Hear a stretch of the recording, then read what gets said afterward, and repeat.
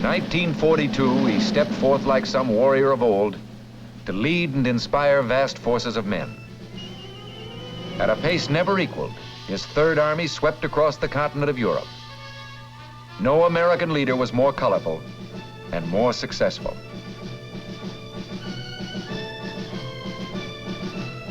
General George S. Patton Jr. dedicated to glory and the victory that was won. The name, the symbol, the victories are history.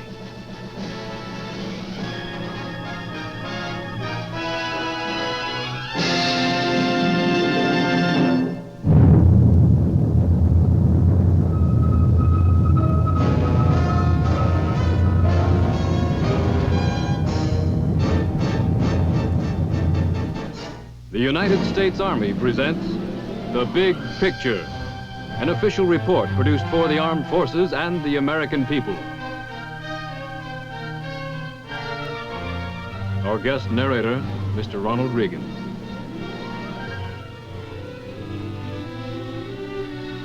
It's not easy to believe that George S. Patton Jr. was once just Georgie.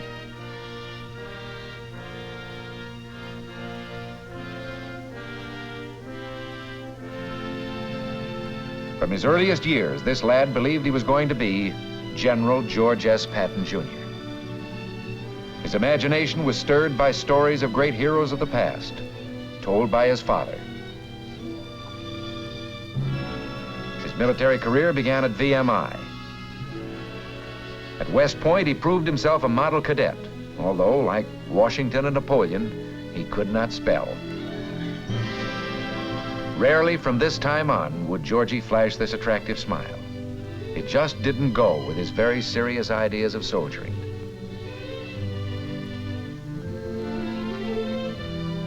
He established the first football team for soldiers to keep them from wasting their off hours in drinking and gambling.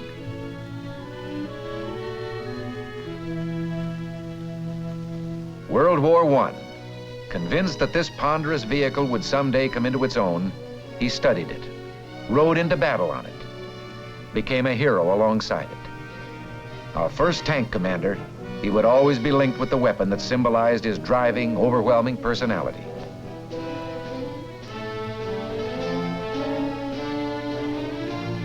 After the war, the tank school at Fort Meade. Two officers here shared a deep military interest, Ike Eisenhower and Georgie. The fierce expression, his get-up at masquerades, reflected some deep instinct to play the role of warrior or fighter.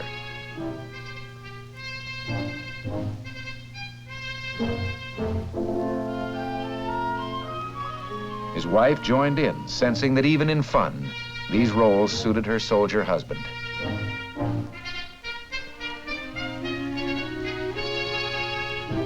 A time came, as it had before, when the clothing of battle was to be worn by millions of Americans.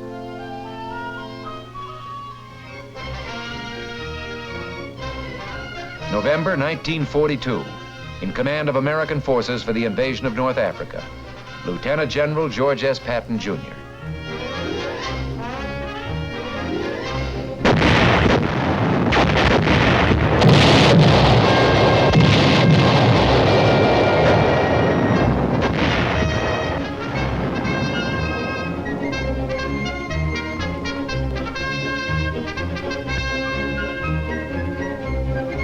One of the outstanding features of a brief campaign was Patton's bold leadership, and later, the favorable impression he created on French and Arabs alike.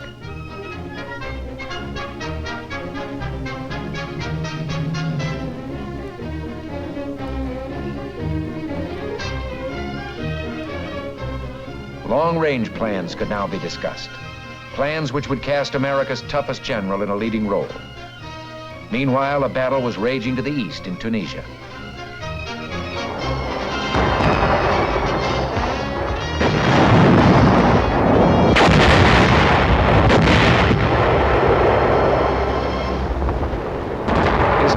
Whom he roused to a pitch of fighting spirit, entered the fray.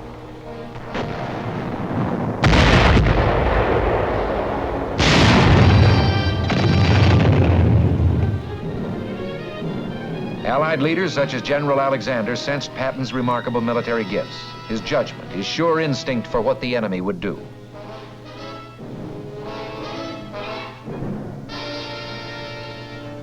Patton set a tank trap for Rommel.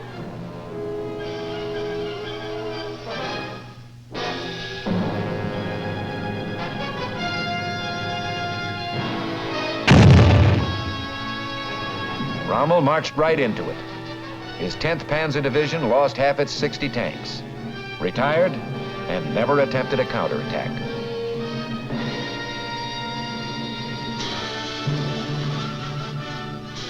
His reputation grew. He looked forward eagerly to his next campaign. He'd been selected to command a new army, the 7th, slated for the conquest of Sicily.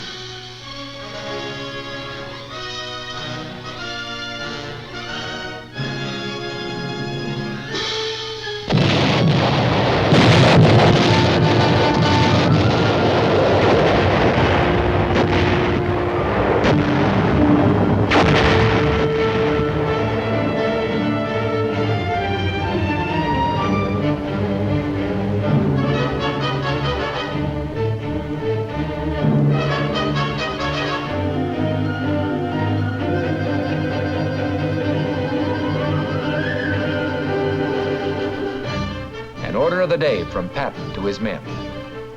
Remember that we as attackers have the initiative. We must retain this tremendous advantage by always attacking, rapidly, ruthlessly, viciously, without rest. Keep punching. God is with us. We shall win.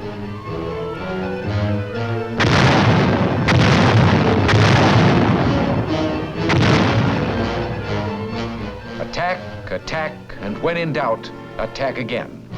Patton's major principle for fighting battles or a war.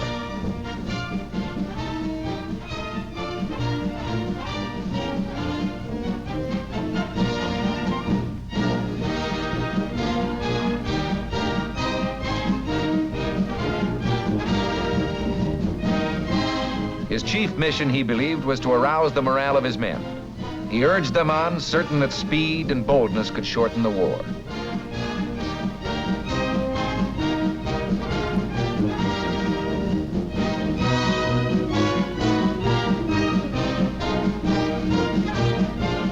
Like Monty, he believed in showmanship. But he was aware that if the act could not be carried off in fine style, the men would see through it. Both leaders used every means to inspire the troops of their vast command.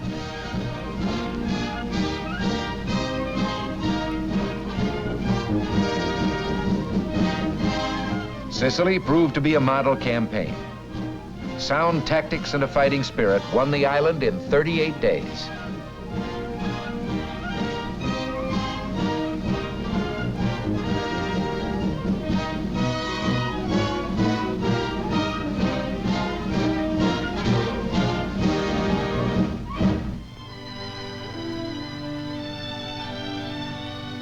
The Supreme Allied Commander paid a visit. Passionately involved in the work at hand, Patton had acquired a reputation for being tempestuous, sometimes rash. There was a question as to his role in the invasion of Fortress Europe.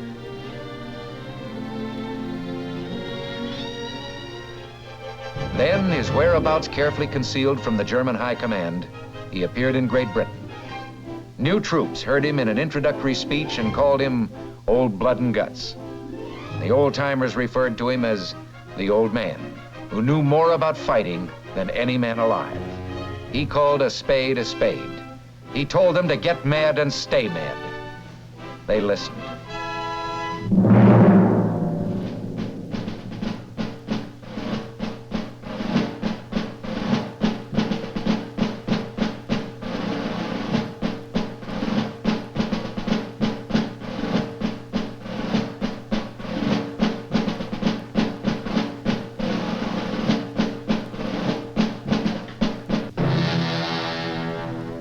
On D-Day, behind Bradley's First Army, another army assembled, Patton's Third. With plenty of armor, this outfit was like its commander. Fast, hard-hitting, spirited, spectacular.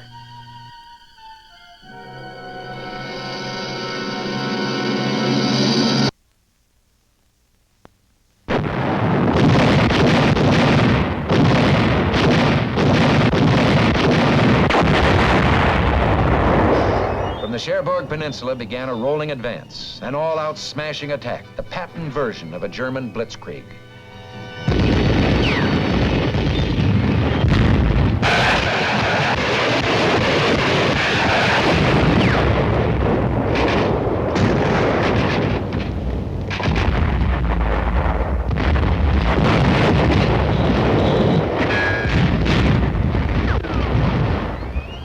The old man had said, the harder we push, the more Nazis we'll kill. And the more Nazis we kill, the fewer of our men will be killed. Pushing means fewer casualties. The 3rd took the old man at his word and found he was right.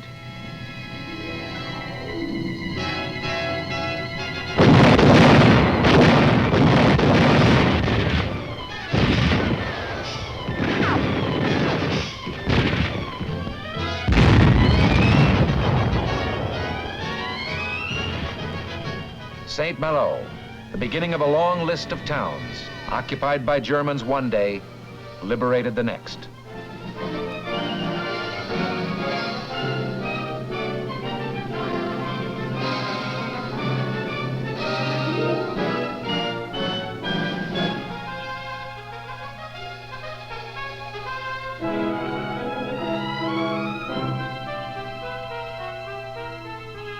At the head of a vast crusading army, a man fulfilling a destiny he had dreamed of since early youth. The attacks now were in all directions at once, toward the south and north, and east toward Germany.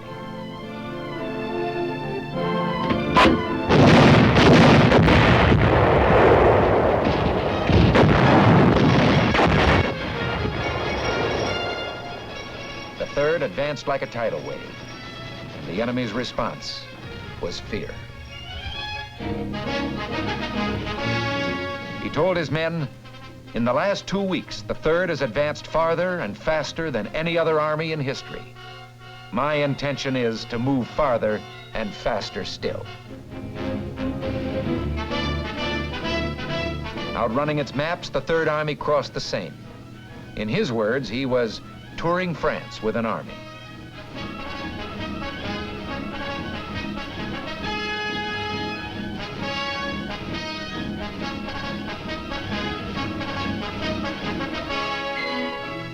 He was everywhere at once, covering the great distances within his command.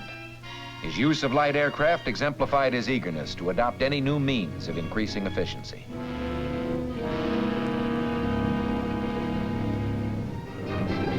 Throughout, the 19th Tactical Air Command of the 8th Army Air Force gave incredibly close support.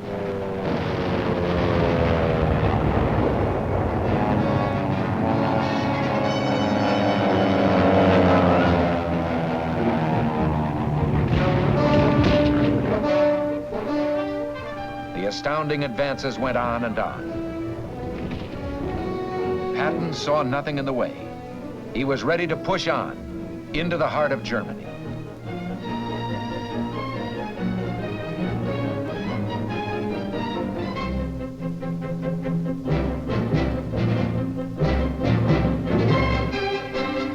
Struggling to keep up with his fast-moving front was a miraculous supply effort known as the Red Ball Express.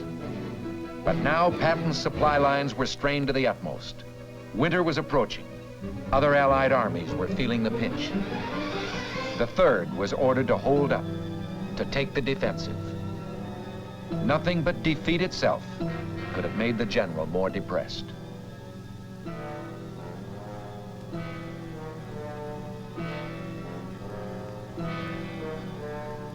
This was a difficult time for an army built to roll.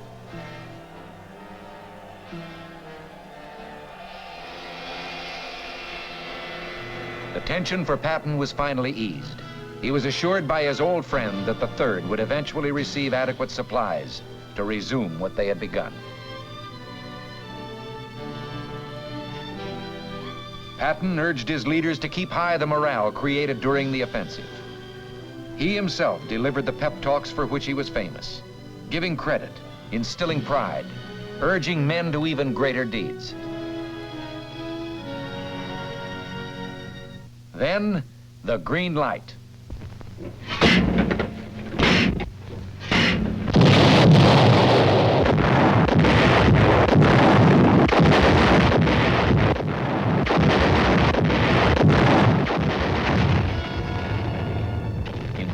100 years, this fortress city had withstood every assault.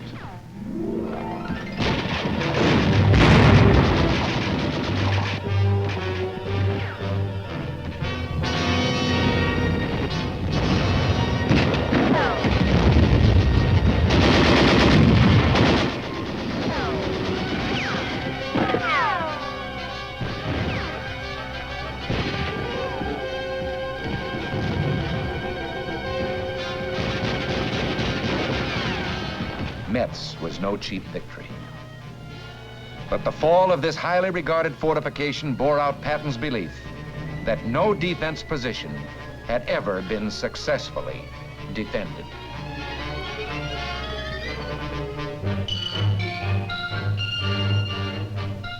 With General Walker at the front, new plans now. A great drive toward the highly reputed Siegfried Line. But an instinct for what the enemy will do had alerted him to a new danger.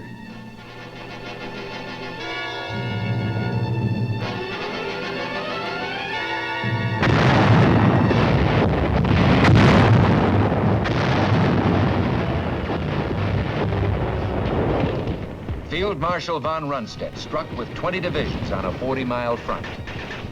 The Battle of the Bulge.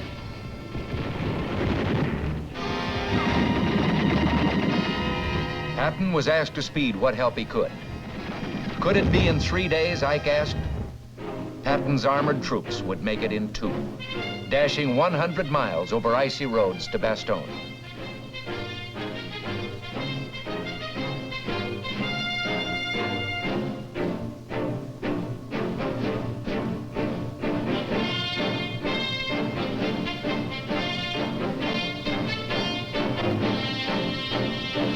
Then, at the heart of a major attack, Patton's concentrated armored power.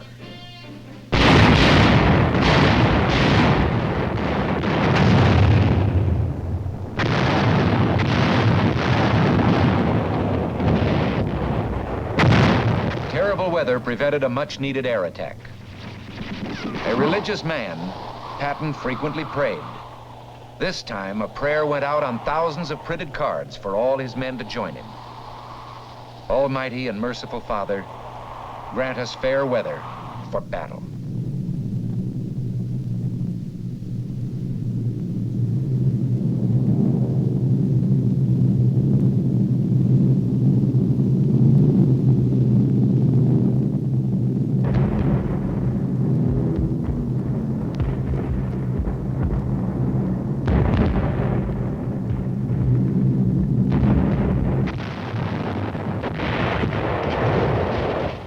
The enemy was on the defensive.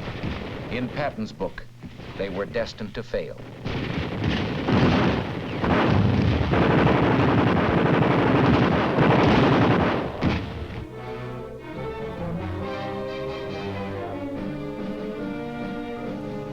The 3rd broke the back of the German offensive and began preparations for their own. Always the old man pushed them harder than anyone had pushed them before.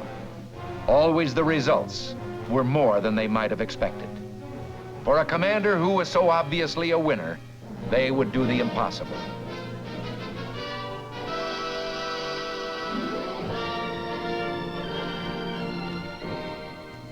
Patton believed in decorations, in recognizing and exalting the heroic qualities of his men. And they sensed his sincerity when he used words like duty, patriotism, and loyalty. To him, these words had real meaning.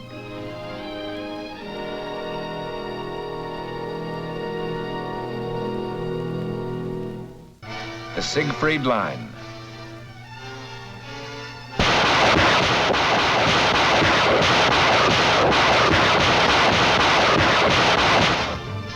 In Patton's words, this monument to the stupidity of man cracked easily.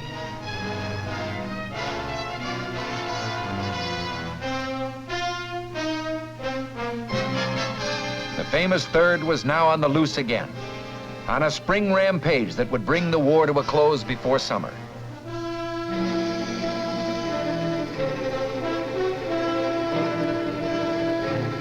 Again, Patton's army was going beyond expectations.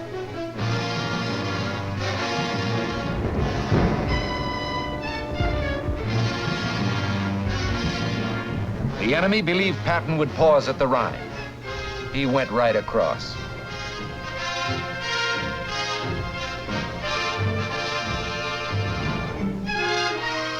Now, along a wide front, his divisions fought toward the final goal.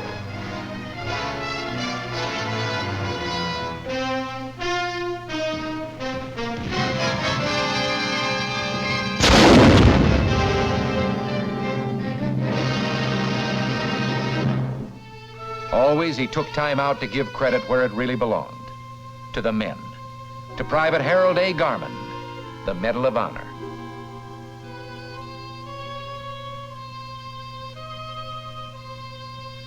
Exalting sacrifice, Patton never dwelt long on the horrors of war. But as his Third Army overran concentration camps in Germany, he saw horror of a new kind.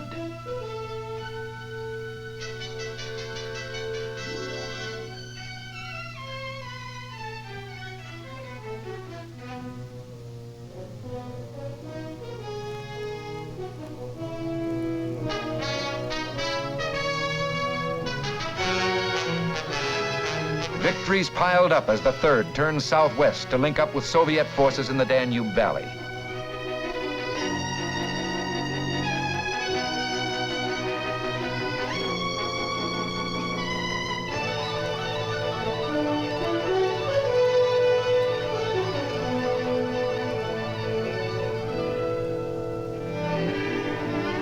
It was over. For a moment, Patton relaxed his carefully maintained role of colorful leader to be himself.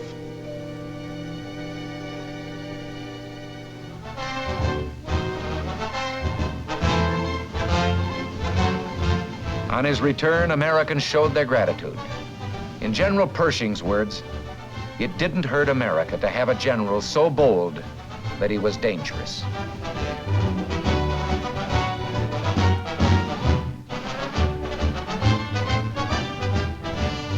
Los Angeles went all out in its reception. With him was General Doolittle, whose 8th Air Force in Europe did so much to assure final victory.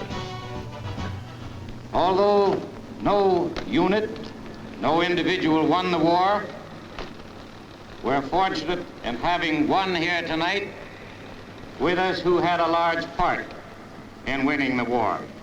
I'm pleased and proud to have been privileged to fight by the side of General George Patton.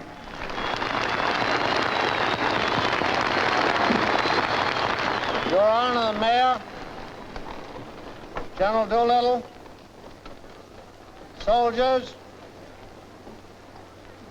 ladies and gentlemen, coming over here, there was a very great lesson.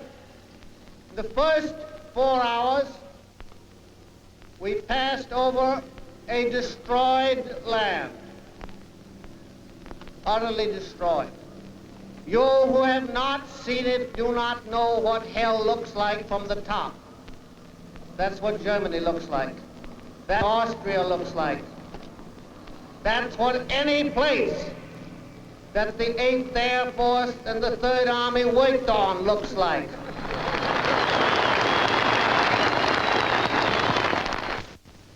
You must remember this, that from Brest to various towns in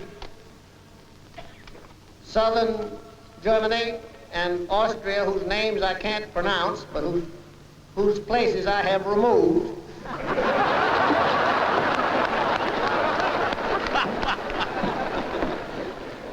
the trail of the 3rd Army and the 19th Tactical Air Command and the 8th Air Force is marked by more than 40,000 white crosses, 40,000 dead Americans. Few realized how deeply he felt about his men.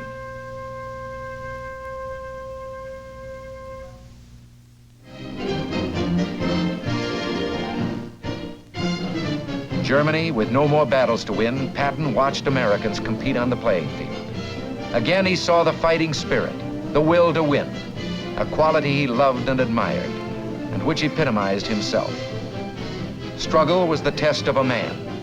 War, the supreme struggle, provided the highest test.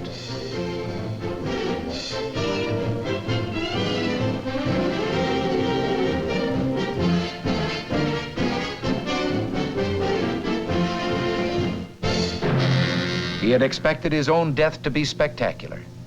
In this one prediction, he was more mistaken than in the planning of any battle.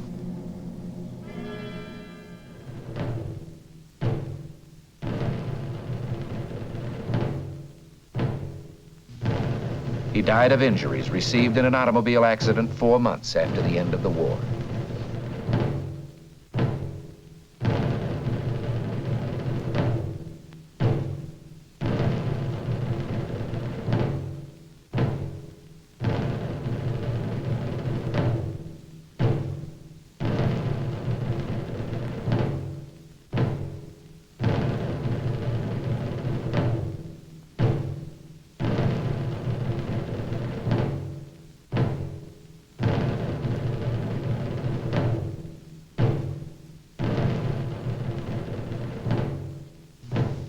Place of burial among the men of the Third Army who had fallen in the Battle of the Bulge. His personality lives on in his statue at West Point. He lived for action and glory and reached the heights in serving his country.